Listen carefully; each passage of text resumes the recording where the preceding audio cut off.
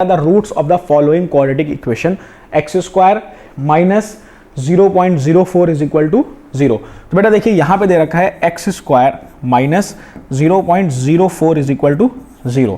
तो बेटा जो 0.04 होता है 0.04 होता है वो क्या होता है 0.2 का होल स्क्वायर होता है। ठीक है, तो इसकी जगह पे हम ये पुट कर देंगे तो ये x square minus 0.02 whole square is equal to 0। तो यहां से देखिए क्या आ जाएगा a square minus B square वाला टर्म बन रहा है तो ये हो जाएगा a प्लस बी और a माइनस बी। तो यहां से हमारे पास क्या आ जाएगा x माइनस 0.2 और यहां से क्या आ जाएगा x plus 0.2 is equal to 0। तो एक x की वैल्यू आपके पास आ जाएगी 0.2 और एक वैल्यू आ जाएगी माइनस 0.2। इसका मतलब क्या होगा जो h की वैल्यू आएगी वो प्लस माइनस 0.2 आएगी। तो इसका मतलब ए ऑप्शन आपका करेक्ट है, प्लस माइनस 0.2। ऑलराइट, अगले क्वेश्चन की तरफ बढ़ते हैं। कह रहा है if x plus 1 is a factor of 2x square plus 3ax plus 2 is equal to 0 then value of a is, है ना। तो a की वैल्यू फाइंड करनी है और ये कंडीशन दे रखी है कि x प्लस 2 जो है वो फैक्टर है इस इक्वेशन का। तो इस इक्वेशन का फैक्टर अगर x प्लस 2 है तो इसका मतलब x की वैल्यू क्या हो जाएगी माइनस 2 हो जाएगी। ठीक है, अगर कहता x माइनस 2 फैक्टर है तो x की वैल्यू पॉजिटिव 2 हो जाती। ठीक है, तो अब जो माइनस 2 है उसको हम इस इक्वेशन में पुट कर देंगे। इक्वेशन हमारे पास दे रखी है 2x square plus 3ax plus 2 is equal to 0। तो यहां से आ जाएगा 2 into minus 2 whole square plus 3 into a into minus 2 and plus 2 is equal to 0। तो बेटा 2 2 4 8 4 2 8 और यहां पे आपका आ जाएगा माइनस 6a और प्लस 2 इज इक्वल टू 0। तो 10 इज इक्वल टू 6a और 10 by 6 is equal to a, 3 जा 5 जा। तो a की वैल्यू क्या आ रही बेटा 5/3। इसका मतलब है बी ऑप्शन आपका करेक्ट ऑप्शन है। क्लियर, अगले क्वेश्चन की तरफ बढ़ते हैं। कह रहा था क्वाड्रेटिक इक्वेशन हैज, अब आपके पास ये क्वाड्रेटिक इक्वेशन दे रखा है, बोला है कि टू डिस्टिंक्ट और रियल रूट है, 2 इक्वल रूट्स है, कोई भी रियल रूट नहीं है, मोर देन 2 रियल रूट्स हैं। तो ये इक्वेशन है, ये 4 कंडीशन दे रखी है कि कौन सी 4 कंडीशन सेटिस्फाई कर रही है। तो ये चारों कंडीशन जानने के लिए हमको बेटा इसका डिस्क्रिमिनेंट फाइंड करना पड़ेगा। तो डिस्क्रिमिनेंट अगर आप देखें तो डिस्क्रिमिनेंट का फॉर्मूला होता है बी स्क्वायर माइनस 4ac। ठीक है, तो यहां से अगर आप देखोगे तो a की वैल्यू हमारे पास है 2, b की वैल्यू है माइनस रूट 5 और जो c हमारा है वो है प्लस 1। ठीक है, तो अब ये सारी वैल्यूज इसमें पुट करेंगे तो B square that is minus root 5 का स्क्वायर करेंगे तो 5 आ जाएगा, minus 4 into A that is 2 into C 1। तो यहां से d की वैल्यू अगर हम देखेंगे तो 4 माइनस 8, तो वैल्यू क्या आ रही है minus 3 which is less than 0। तो अगर लेस देन d की वैल्यू जो होती है इस केस में क्या है कि जो d की वैल्यू है वो लेस देन 0 है। तो अगर लेस देन 0 है तो उसका कौन सी कंडीशन बनती थी, लास्ट वाली कंडीशन वो क्या थी, नो रियल रूट्स, है ना।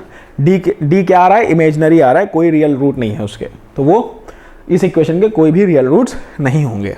Clear, if the real roots of the equation are not possible then, ठीक है, क्वेश्चन दे रखा है कह रहा है रियल रूट नहीं पॉसिबल है। तो जब रियल रूट पॉसिबल नहीं है तो लास्ट है कि भैया इमेजिनरी होगा, रियल होगा नहीं। तो इसका मतलब है जो क्वेश्चन में कंडीशन दे रखी है वो क्या है कि जो d की वैल्यू है वो क्या है लेस देन 0 है। d की वैल्यू ये दे रखी है, इसका मतलब क्या है कि जो b स्क्वायर माइनस 4ac है वो लेस देन 0 दे रखा है।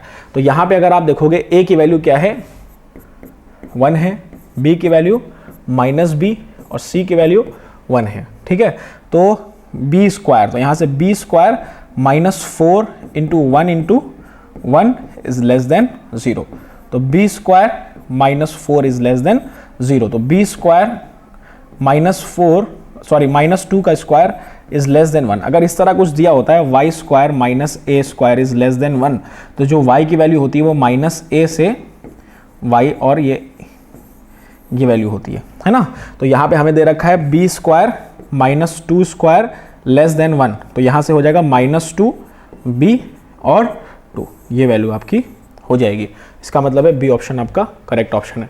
नॉट रियल है, नॉट रियल का मतलब यही होता है कि वो इमेजिनरी होगा, इमेजिनरी की कंडीशन हमारे पास ये होती है।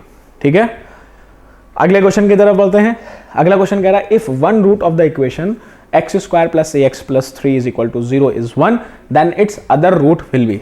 ठीक है, तो भैया देखो सिंपल है, ए की वैल्यू फाइंड कर लो। पहले कह रहा है कि पहला रूट हमारा 1 है, तो एक रूट अगर 1 है तो 1 जो होगा वो पूरी इक्वेशन को सेटिस्फाई करेगा, तो पूरी इक्वेशन को सेटिस्फाई करेगा तो वहां पे हम 1 पुट कर लेते हैं, तो x इज इक्वल टू 1। तो अगर आप x is equal to 1 put करोगे तो 1 plus a into 1 plus 3 is equal to 0। तो यहां से हमारे पास a की वैल्यू क्या आ जाएगी, 4 plus a is equal to 0। तो a की वैल्यू आ गई -4, है ना। तो a की वैल्यू हमारे पास -4 आ गई। तो जब -4 आ गया, अब इस इक्वेशन में पुट करेंगे एक्स स्क्वायर माइनस 4x और प्लस 3 इज इक्वल टू 0। पूरा सॉल्व करने की जरूरत नहीं है, सिंपली यहां से वैल्यू, फिर वही हमने किया, वैल्यू प्लग इन कर दो। वैल्यू प्लग इन कर दोगे, एक तो 1 दे रखा है, दूसरा अपने आप निकल के आ जाएगा। देखो सबसे पहले हमने 3 पुट किया, तो जब आप 3 पुट करोगे तो आएगा 9 minus 12 plus 3 is equal to 0, है ना। तो 9 और 3 क्या हो जाएगा, 12 माइनस 12। तो इसका मतलब पहला ही ऑप्शन हमारा सही हो गया। वैसे कभी ये किस्मत काम करती नहीं है कि अगर इस तरह के पुट करने के क्वेश्चंस आए और आप पहली बार में पुट करो तो सही हो जाए। कभी इस तरह की बेटा कभी कभी होता है, आपका लक है तो लग जाएगा, ना तो कभी कभी अगर लक नहीं है तो लास्ट वाला ऑप्शन कभी कभी आपको करेक्ट देगा। लेकिन हमारी कैलकुलेशन तेज होगी तो ज़्यादा समय नहीं लगेगा हमें करने में। तो इसका मतलब है ए ऑप्शन आपका करेक्ट ऑप्शन है। एक रूट इसका 1 है और दूसरा रूट इसका 3 है। अगले क्वेश्चन की तरफ बढ़ते हैं। कह रहा है कि if a roots of the equation X square plus B X plus 12 is equal to 0 is 2, है ना। ये इक्वेशन दे रखी है, उसका एक रूट 2 दे रखा है and the roots of the equation are equal. इस रूट्स का इक्वेशन क्या है, इक्वल है। तो कह रहा है वैल्यू ऑफ क्यू, क्यू की वैल्यू क्या होगी, इसकी वैल्यू क्या होगी। क्वेश्चन को प्रोसीड कैसे करेंगे बेटा, देखिए यहां से सबसे पहले हम 2 की वैल्यू इसमें पुट करके b की वैल्यू फाइंड करेंगे। जब b की वैल्यू आ जाएगी तो b की वैल्यू यहां पुट कर देंगे। अब कह रहा है कि रूट्स हमारे इक्वल हैं, तो इक्वल रूट्स की जो कंडीशन होती है वो क्या होती है कि जो d की वैल्यू होगी वो 0 के इक्वल होगी।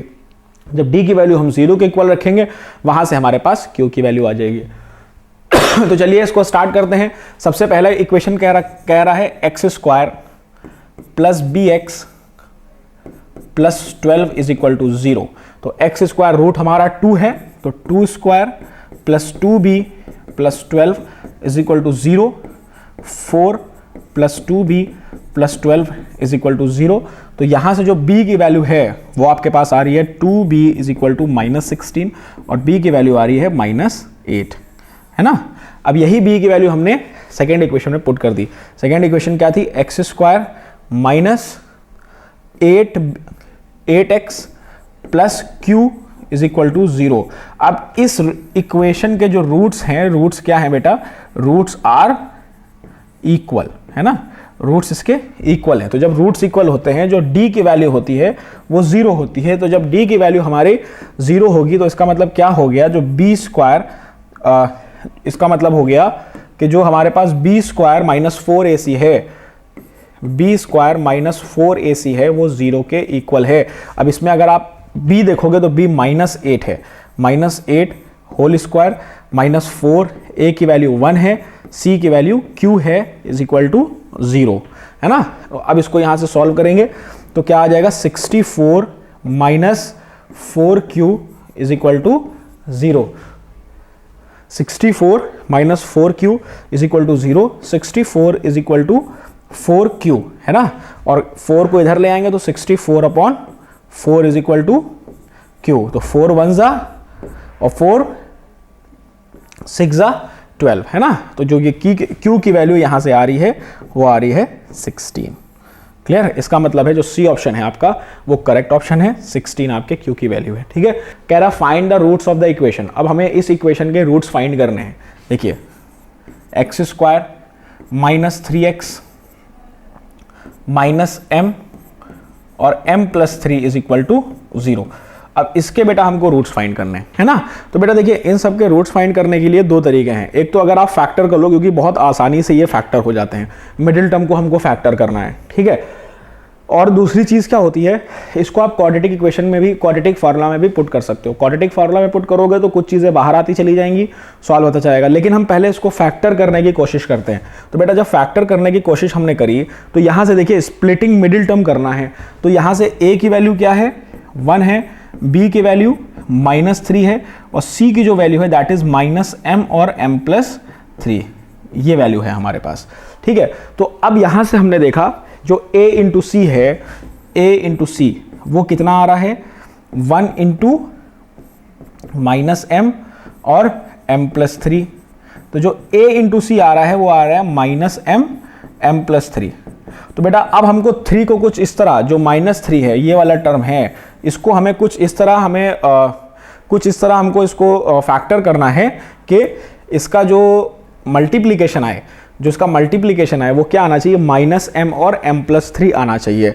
तो बेटा देखिए हम यहाँ से क्या लिख सकते हैं, जो हमारे पास इक्वेशन में जो हमारे पास अगर हम मिडिल टर्म बेटा देखिए 3 लिखा है, अगर मान लीजिए -3 को हटाए अगर अब हम यहाँ पे 3 लिख दें तो 3 को आप क्या लिख सकते हो बेटा, अगर 3 लिखा है m के टर्म में कुछ लिखने की अगर हम कोशिश करेंगे तो उस केस में हम क्या लिख सकते हैं, अगर हम देखें तो यहाँ से हम लिख सकते हैं इसको m+3 -m, ये लिख सकते हैं बेटा, माइनस क्योंकि बेटा माइनस है, माइनस को हमने कुछ देर के लिए बाहर ले लिया, तो इस तरह लिख सकते हैं।